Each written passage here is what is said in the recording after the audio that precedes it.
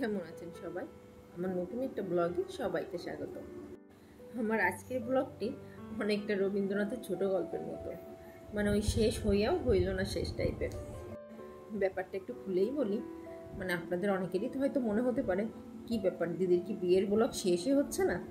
দিদি তো কন্টিনিউয়াসলি বিয়ের ব্লগই দিয়ে যাচ্ছে। তো আপনারা তো সবাই জানেন হিন্দু বিয়েতে তো আসলে রিচুয়াল বেশি থাকে, তো এক একদিন আসলে এক একটা রিচুয়াল থাকে। তো সেই জন্যই আসলে বিয়ে নিয়ে এতগুলো ব্লগ। আমার লাস্টের ব্লগটা তো আপনারা দেখেছিলেন, বিয়ের ব্লগ ছিল। আর বিদায়ের ব্লগটা আমি ইচ্ছে করেই দিইনি। আসলে বিদায় বেলাটা তো সব মেয়ের জন্যই ভীষণ কষ্টের, আর আমারও ভীষণ মন খারাপ লাগে। তো সেজন্য ভাবলাম যে না, বিদায় টিদায় বাদ, এটা আমি স্কিপই করে যাব। তো আমার আজকের ব্লগটা হলো অষ্টমঙ্গলার। বৈশাখী যখন অষ্টমঙ্গলাতে বাবার বাড়িতে এলো, তো ওর শ্বশুর বাড়ি কুমিল্লাতে। তো ওদের আস্তে আস্তে মোটামুটি রাত হয়ে গিয়েছিল, সন্ধ্যা লেগেছিল আর কি। তো বাড়িতে আসার পর জামাই মেয়ে দুইজনকেই বাড়ির সব গুরুজনেরা আশীর্বাদ করে তারপরে ঘরে তুলবে। এখন চলছে সেই আশীর্বাদ পর্ব। একে একে ওর মামিরা, মা, দিদি, দাদা, মানে গুরুজনরা যারা আছে বাড়িতে সবাই জামাইকে আর মেয়েকে আশীর্বাদ করে নিচ্ছে। আমি তখন থেকে বৈশাখীকেই দেখছি, কি ভীষণ মিষ্টি লাগছে দেখতে। আসলে বিয়ের আগে মেয়েদের দেখতে একরকম লাগে, আর বিয়ের পরে যখন মাথা ভর্তি সিঁদুর, হাতে শাখা পলা, শাড়ি, কি ভীষণ সুন্দর লাগে দেখতে, তাই না? যেন অন্যরকম এই সৌন্দর্যটা, মুহূর্তে চেহারাটা পুরো পাল্টে যায়। আর এদিকে আমার এক বৌদি আবার বলছে যে বৈশাখী একটু মাথায় ঘোমটা দে, নতুন বউকে ঘোমটা দিলে দেখতে আরো বেশি মিষ্টি লাগবে। তাই শুনে ও বলছে আচ্ছা ঠিক আছে ঘোমটা দিই, দেখো এখন আমাকে কেমন লাগছে। তো আমরা বলছি খুবই সুন্দর লাগছে তোকে দেখতে। এই যে এখন আশীর্বাদ করছে ছোট মামি, আর মামি কিন্তু ভীষণ সুন্দরী, যেমন সুন্দর গায়ের রং তেমন মাথা ভর্তি চুল। তো আশীর্বাদ পর্ব মোটামুটি শেষ, এখন জামাই মেয়েকে তোলা হবে ঘরে। আর এই যে আমাদের বাড়ির ভিতরে সব বৌদিরাও চলে এসেছে নতুন জামাই মেয়েকে দেখতে। সব বৌদিরা মিলেও মজা করছিল। আর এখন জামাই মেয়ে কাটবে কেক।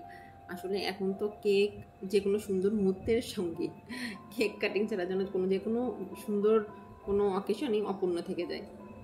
তো এই যে বৌদিরা আজকে কেক এনেছে, জামাই মেয়েটাই এখন কাটবে কেক।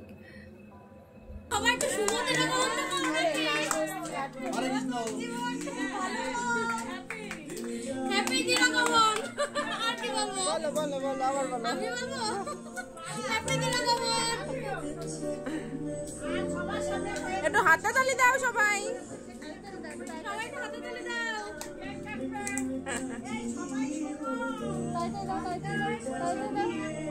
সবাই তাই দাও। এই জায়গাটা ছবি তোলো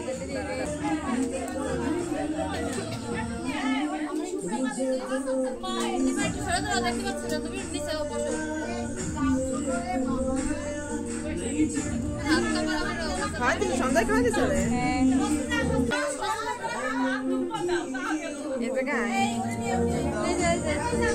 কেক কাটিং শেষ, এখন ওরাও একটু ফ্রেশ হবে। আসলে সারাদিনই তো জার্নি করে এসেছে, তো এখন একটু ফ্রেশ হয়ে ওরা খাওয়া দাওয়া করবে। এখন চলছে সেই খাওয়া দাওয়ার প্রিপারেশন। আর এই যে দেখেছেন এখানে যে সব খাওয়ারের ওইখানে ডেকোরেশন করা হবে, তাই জন্য সবাই মিলে আবার ফুলও ছিটাচ্ছে। আর এদিকে কেকটাও স্লাইস করা হচ্ছে, সবাইকে খেতে দেওয়া হবে তাই জন্য। আর আজ সারাদিন ধরেই চলেছে রান্না বান্নার বিশাল আয়োজন।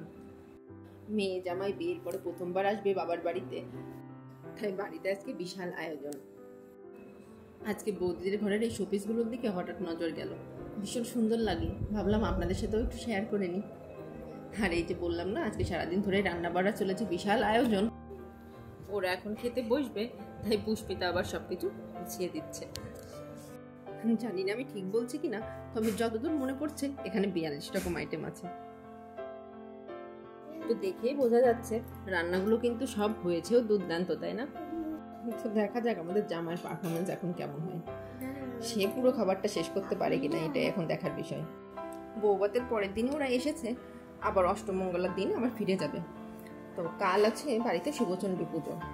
আমাদের এখানে নিয়মই আছে, যখন অষ্টমঙ্গলাতে বাড়িতে আসে তখন শুভচণ্ডীর পুজো করা হয়। তাই জন্য কাল সকালে বাড়িতে রাখা হয়েছে শুভচণ্ডীর পুজো। এই যে ওরা এখন খেতে বসে গিয়েছে। সারাদিন জার্নিতে ওরা অনেক ক্লান্ত, এখন একটু শান্তিতে খাওয়া দাওয়া করে নিই। আর এখন যখন আমি বসে ব্লগটা এডিট করছি তখন না তুমুল বৃষ্টি শুরু হয়েছে, জানেন না এখানে। আর এই কয়দিন তো পড়েছিল প্রচণ্ড গরম, তো বৃষ্টি আসাতে একটু শান্তি লাগছে। তো রাত তো মোটামুটি এখন অনেকই হলো, আপনারাও সবাই খেয়ে দিয়ে শুয়ে পড়ুন।